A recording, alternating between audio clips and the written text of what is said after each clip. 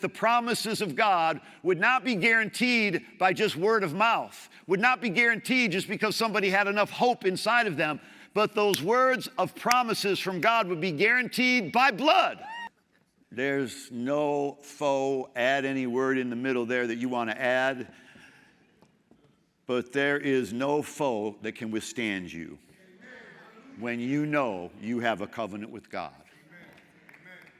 What do I mean by this?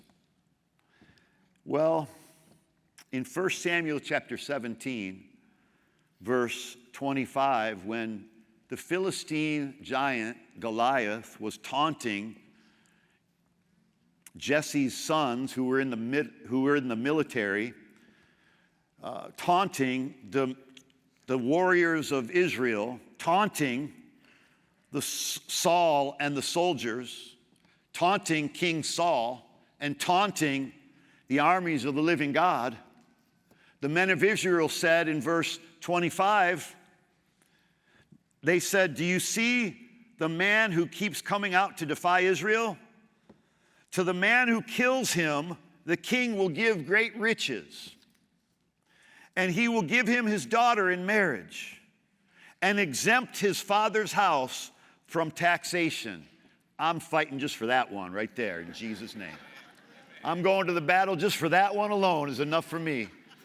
But the battle's already been won. And David asked the men in verse 26, he stood by the men who were standing with him and he said, What? What will be done for the man? He just heard it. They just said it, but he wanted them to repeat it. What shall be done for the man who kills this Philistine and takes away the reproach from Israel? Just who is this uncircumcised Philistine that he should defy the armies of the living God? Notice what David called this man. He called him the uncircumcised Philistine. The uncircumcised.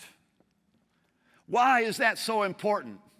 Because circumcision in the Old Testament was the sign of a covenant with God.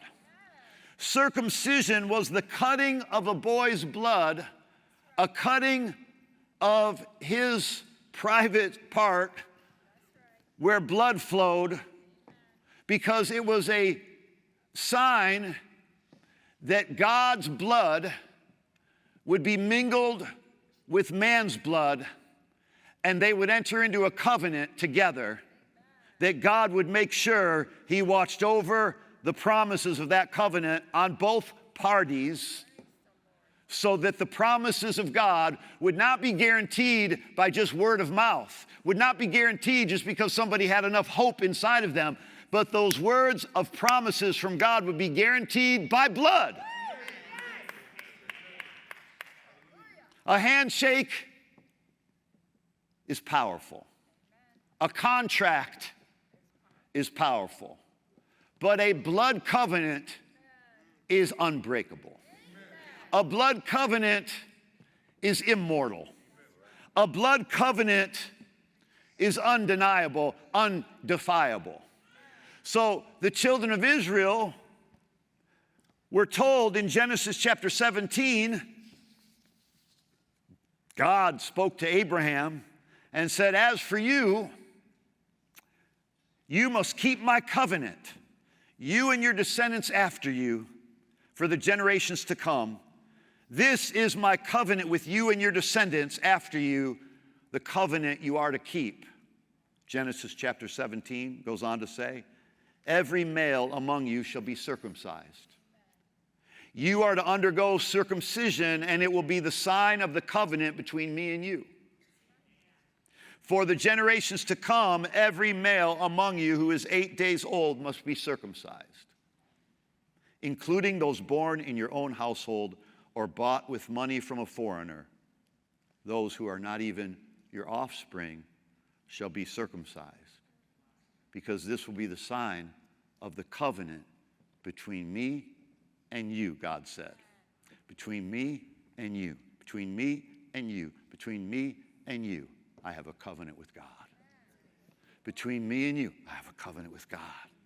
Between me and you, I have a covenant with God. But the devil says, you're a failure. I have a covenant with God. You've blown it. I have a covenant with God. You've made mistakes. I have a covenant with God. God's forsaken you. I have a covenant with God. God left you. No, I have a covenant with God. God's going to break his promise. No, I have a covenant with God. Somebody's going to disappoint you, but I have a covenant with God. I want you to walk out of here with an attitude. I don't want you to just know you have a covenant, but you need to walk out of here with an attitude about that covenant. I have a covenant with God. If Abraham is going to have a covenant of increase, I have a covenant of increase. If God said he would do what for Abraham will do for me, he's going to do it for me. If God did it for Abraham, he'll do it for me. If I belong to Christ, I'm Abraham's seed. I have a covenant with God. I have increase. My bills are paid. My needs are met. My body is healed. My family is blessed. My world is getting better. My life is getting better. The path of the righteous is like the light of dawn. It gets brighter and brighter until the full day. I have a covenant with God.